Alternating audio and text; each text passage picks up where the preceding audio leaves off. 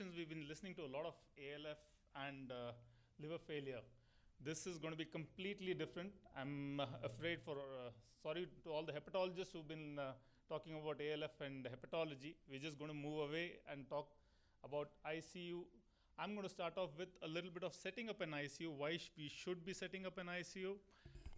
We do have liver intensive care units in all our hospitals in global. And I'll come to the reasons why we are looking at starting a dedicated liver unit, liver intensive care, rather than mixing it with others. Now, as of now, what do we have? Almost every hospital has got surgical ICUs, medical ICUs. Specialist hospitals have got cardiac, neurosurgical, or pediatric. If the load for pediatrics and neonatal is high, they have neonatal and pediatric ICUs. What goes into surgical ICU? Well, most surgical post-op patients go into surgical ICU. Most orthopedic high-risk cases go into surgical ICU. They can't take a liver patient. Definitely, they can't take a liver patient. Medical ICUs. Now, medical ICUs do take liver patients in most places. They are not dedicated liver ICUs. They take liver patients and manage at the best what they do. They can. Other specialties definitely will not take a liver patient anywhere near there. Why do we need a separate ICU for the liver patient? That's what we first have to think about. Liver patients present with all these in the acute phase. They have portal hypertensive bleeding, they have coagulopathies, renal failure, hemodynamic instability. Infections are quite common in these patients. Some of them are encephalopathic, and a lot of them develop SIRS.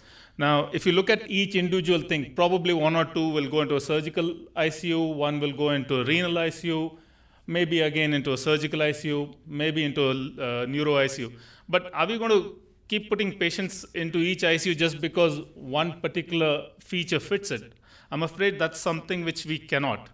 And all these patients need a lot of different kind of interventions. Yes, they need medical interventions. We need to tackle the airway in quite a few patients. Endoscopic procedures they need regularly, so we need a gastroenterologist or a hepatologist around. They need renal replacement therapy. Some of them need surgical interventions, like you putting in ICP bolts to monitor ICP pressures, or they just need a shunt to be done at some stage.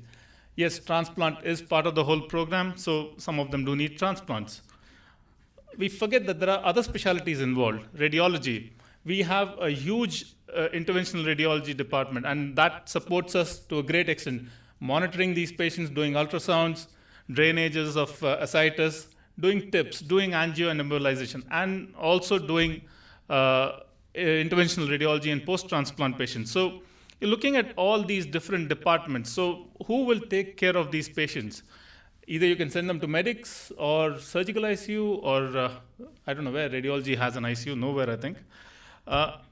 Our idea is to manage them under one team so that you involve everybody who's required. An intensivist, hepatologist, surgeons, anesthetists, radiologists, nephrologists, nursing, physio, everybody gets involved at one point. So the whole team comes to the patient rather than the patient being distributed among different specialties. So that's the idea of running an integrated liver care system and running a liver ICU. Do we have the load for it? As our chairman was just saying, that just think of our population. We've got about 10 to 20% of our population which has got some kind of liver disease. And this is not, it's a variable figure because we are very bad at statistics in India. That's a 10-20% population which counts to anywhere roughly about a few hundred millions. Liver disease among all this is about the 9th commonest reason for mortality. Now, if you look at the mortality list, coronary heart disease, yes, we have a lot of ICUs dedicated towards that. Rest of them, diarrheal diseases, influenza, tuberculosis, low birth weight, suicide, these don't end up being in ICUs. Stroke does, neurology do take them. But the 9th commonest reason for mortality in India is actually liver disease. It's about 2.3% of all the deaths in India. And if you look at beyond liver disease, these are the reasons. Road traffic accidents, trauma, HIV, diabetes, kidney. Now you would see a lot of publicity going on for all these three. There's a lot of government programs going on for HIV, AIDS, for diabetes, kidney disease, but they don't go high up on mortality lists. whereas liver disease is about ninth commonest reason for mortality, and still people don't give it preference. What do we get in the liver ICU? A variety of cases. Acute liver failure, everybody's been talking about it this afternoon. Previously, mortalities were beyond 80%. Now, in the last decade, with ICU care, it's dropped down to about 40 to 50%. So that's almost half the number of deaths because of acute liver failure. Now, does that itself need a specialty care? I think yes, that would be the answer for that, because we can halve the number of deaths. If you're looking at half the number of deaths, instead of 2.8 or something, you're looking at 5.6% deaths. That's a huge number in Indian populations.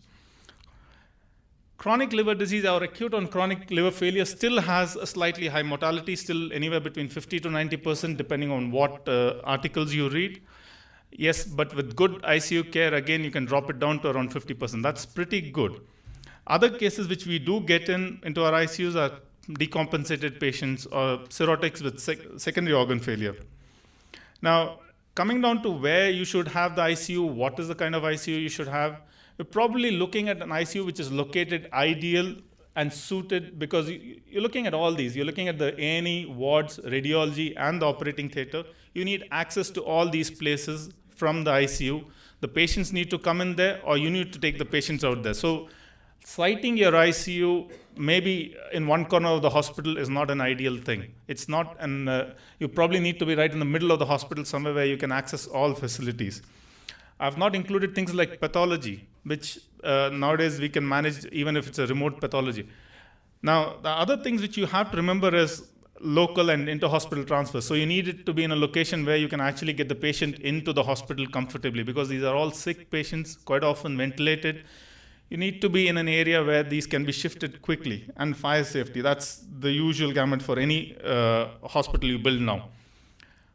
The size of your ICU, anywhere between 6 to 10 beds is supposed to be the standard, but it depends on a lot of things. Depends on the hospital size, what kind of cases the hospital gets, whether we are a specialty hospital, a super specialty hospital, and what kind of bed occupancy do we want. Now, this is a figure from NHS, so may not apply to most corporate hospitals. They want much higher bed occupancy. But that's pretty much the figure to keep your infection rates at as low as possible, keep your efficacy as best as possible. One thing with super specialty ICUs is that they should not be refusing any of their referrals. They should be able to take anywhere up to 95% of their referrals. So even if the ICU is getting to be full, they still should be able to take their referrals in. So you're looking at about a 95% acceptance of most referrals. So these are considerations for your size of your ICU, whether you want a 6-bedded, you want a 10-bedded, you want a 14-bedded. So depending on the number of cases you put through your hospital, this would depend. And this is something which everybody has to look at. You're looking at regional referrals and supra-regional referrals. Like now we're starting to get referrals all over Karnataka. We're getting it outside the state as well. So I think you have to think ahead. You cannot add on ICU beds. Yes, you may not staff them, you may not start those beds, but you have to create the physical space. So you have to think beyond just managing your cases, because as things get costlier, as patients get more and more difficult to manage, people will start referring.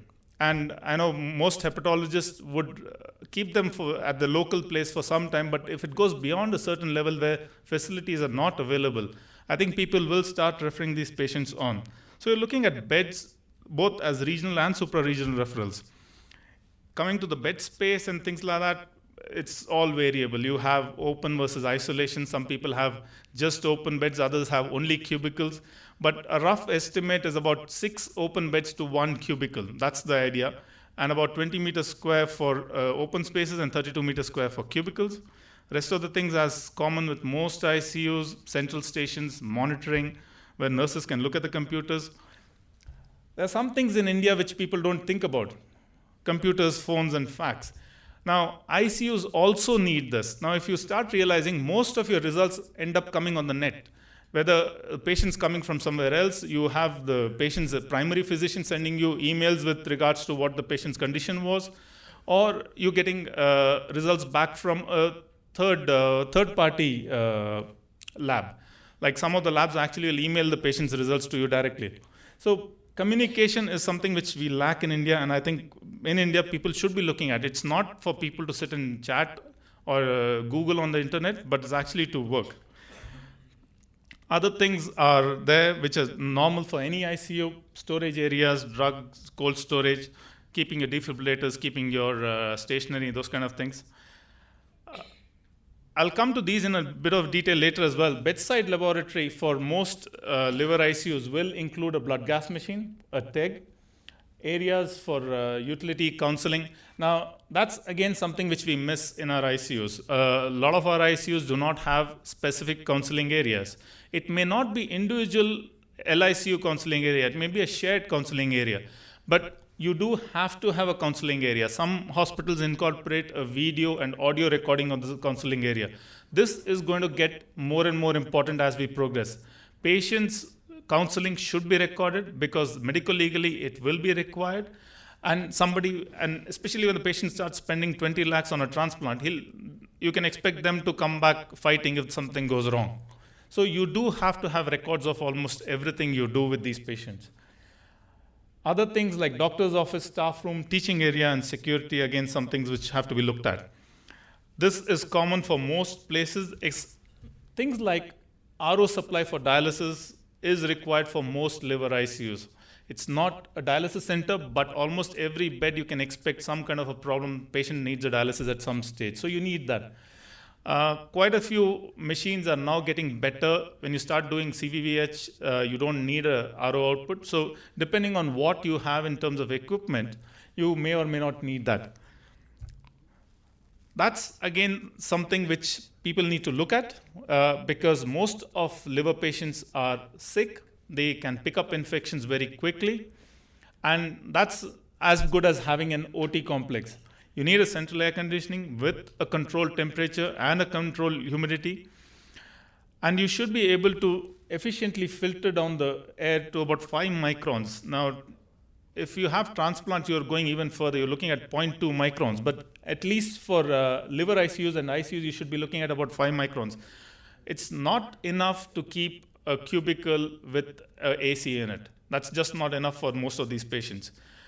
You also have to start thinking about negative and positive pressure ventilation. Now, the amount of infections you're talking about for ALF and causative reasons, you're probably looking at negative pressure cubicles to try and isolate these patients. These things are not available in most general ICUs. So you're looking at specialized ICUs which can take care of these patients who are sick. Now, unless you do these before you do the transplant, you can expect the transplant to fail. So you're looking at trying to take care of the patient from the day they land in your ICU. Other things like medical staffing, all of these ICUs have to be consultant-led service. They have to be available during the day at all times and on call at night.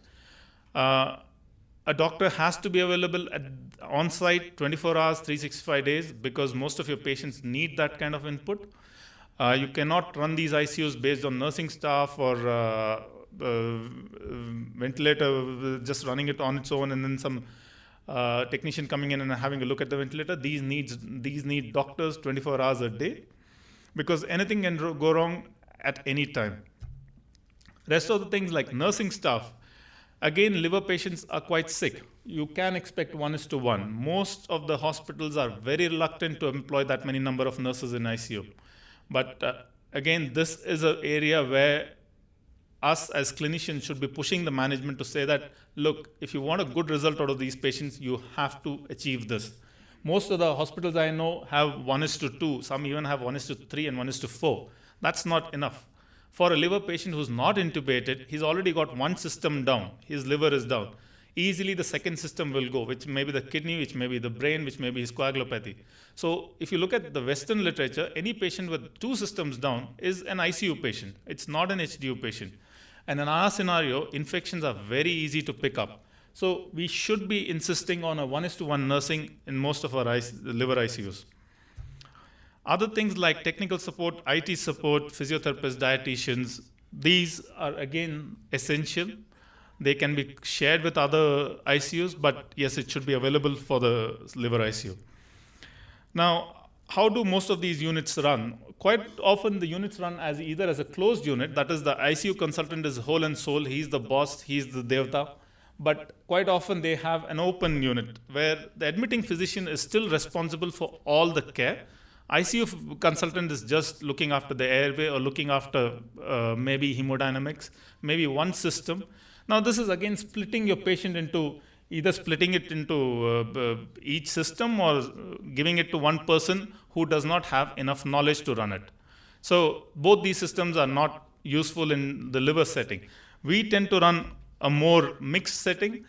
Our primary physician who admits the patient is already part of the team, so it may be the surgeon, it may be the hepatologist, it may be the intensivist if he's taken the patient from somewhere else. So they are already part of the team. So it runs more as a team approach rather than either one head or multiple heads. Now, other things which you have to decide before you start an ICU admission discharge policies: who has the authority to admit, how do the patients get admitted, what drugs you want to use regularly, what kind of antibiotics you'll use in the first instance. These are protocols which should be written up almost for any ICU, let alone liver ICU. These are things which should be available bedside. Blood gas analyzer, TEG, a hematocrit. Now, this is interchangeable because some blood gas analyzers have a hematocrit in it, but it's not very reliable. That's why I put it separately. And a bedside ultrasound.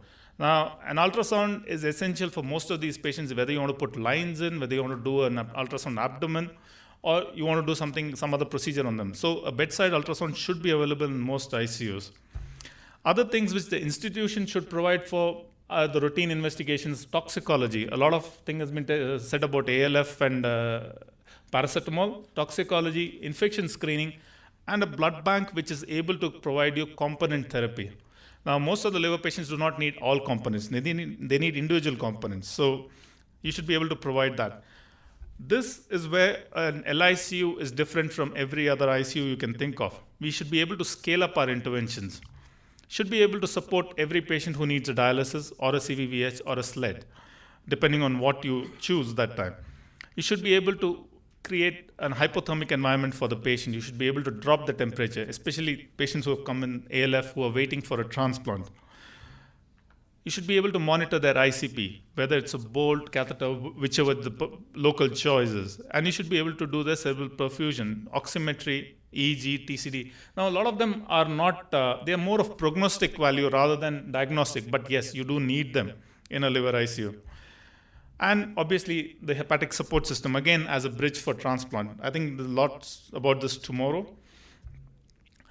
What you should have access to in the hospital and at any time during the day, things like an endoscopy suite or a bedside endoscopy so that you can actually intervene on these patients. Most of you know that your patients will bleed at some stage or the other. Radiology, diagnostic and interventional should be available, theaters should be available, and transplantation services. Now, if you're looking at a failure patients, if you do not have a transplant service, what are you offering the patient ultimately? You're probably looking at just managing. Yes, you will manage about 40% of them. The rest, should we be giving them an option? I think that yes is the answer in today's situation. Now, this is something which we are running. We are trying to push it a little bit beyond the boundaries of an ICU, more of an open ICU. A liver outreach. Why? This is not an outreach to different hospitals, it's an outreach within our hospital.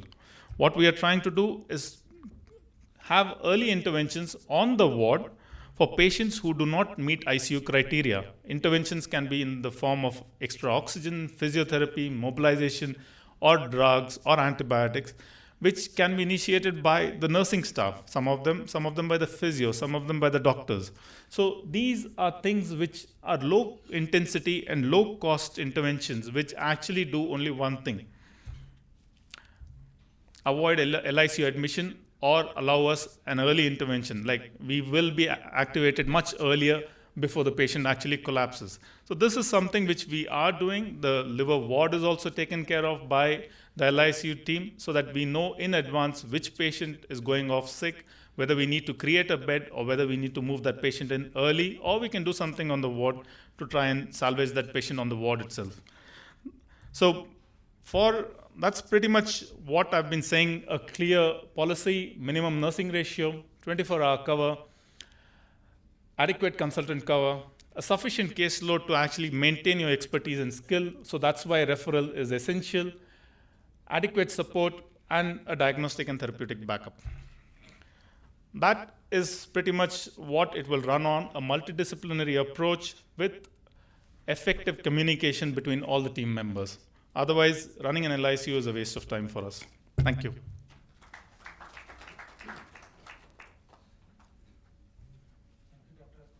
Arun, for a very nice talk. May I invite question or comments from the audience now? Yes, please. Excellent talk, but the requirements which you said are phenomenal in terms of administration and money. I come from a small town, we don't have facilities for liver transplant. How far would all this be applicable in a hospital where liver transplant is not being offered? Now, that's the thing. What are we aiming for? Are we aiming to salvage only about some 20-30% of these patients, or are we trying to give them the best possible care? Now, that scenario is trying to give them the best possible care which is possible. Now, if you're trying to just salvage the ones which are salvageable, if you start going by previous figures, what was being salvaged about 20 years ago, 30 years ago, we're just going to end up doing the same thing. So we're not pushing our boundaries to this thing. So a lot of things on a medical ICU level you'll be able to do it, but you'll not be able to do, you'll be able to do a few things like giving them dialysis or CVVH, because the machines are pretty similar. But yes, if the patient has got hepatic encephalopathy, you're giving CVVH, patient's not improving, then we are again stuck. Then we can't move the patient. So some things can be done. Basic things which can be managed in a peripheral setup, yes, we should. I don't see a reason why, because with our population, we will not be able to give them this care everywhere.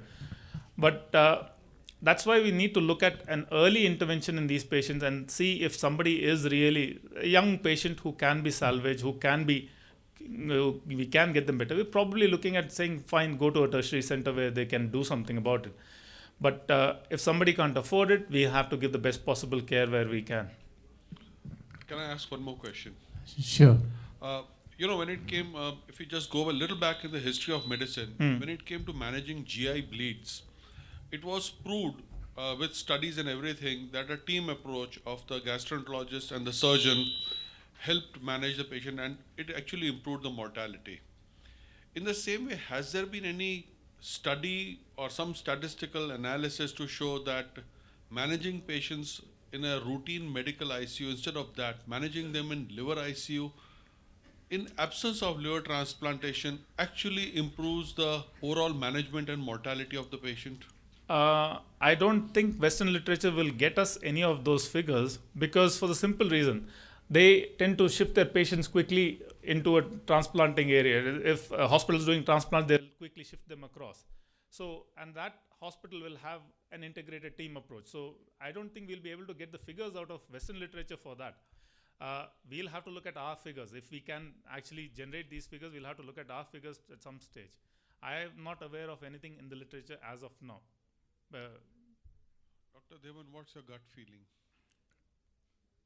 I agree with Dr. Arun. Actually, we don't have any data, and it is unlikely to come from the Western literature or the Western centers also. We have to generate ourselves and do studies and see whatever you are saying is right or wrong. In particular setting for UGI bleed is fine, in others also, but you stuck at one point where you require a liver transplantation or the best of the treatment that can be given to a patient. I think that should be the aim only. Sir, that's fine, but liver transplant goes beyond an individual. That is something I have just said to complete my question actually. We can stop just before that also, because I don't think so the present literature support all those things. Any other? Yeah, please. Dr. Bhatt, please. I appreciate the comment that he's trying to make. I agree with Arun that you need to have centers of excellence which gives you a standard of care. But just because you can't have that doesn't mean you can't do anything else. Just because you can't do the best thing, you can do the next best thing. And there are a lot of principles which you can get from the liver ICU that you can do in your medical ICU. I mean, You can manage your electrolytes better, you can manage your encephalopathy better, you can manage your bleeds better, you can manage your coagulopathy better. So I think what you're doing in a small place should go up within whatever you can. It doesn't mean that transplant is the end all of liver disease. I think 90%, 95% of liver disease can be managed without transplant. That small group which needs that, and they really need to go to these tertiary centers. I'll definitely agree with that, because that's why doing things like dialysis, doing managing coagulation, we should be able to do it on a medical ICU in a periphery. It's only a question of where are we going to stop and how much further can we go beyond that. Dr. Bhatt, actually, what for the liver ICU, once you are already having the medical ICU, the condition that you have mentioned, they can be very well managed into the medical ICU. But I agree with you that you can have something from the liver ICU. Those who are managing over there, you can have change in protocol to better manage the patient with hepatic encephalopathy and coagulopathy. Even if you are doing, we are already in a stage where we have already derived the maximum of the ICU care. I think the further improvement in those with the simple medical therapy, I don't think so it is going to come. That's what I am saying, that you need, yes, Dr. Subhash, please. Okay, this is Dr. Umesh Chalihar. Continuation of the same discussion, I think if you take major cities in our country, I think there are many corporate hospitals, minus liver transplantation. I think they're having a very good ICU. They're having a blood bank, they're having a medical ICU under multi-speciality consultants.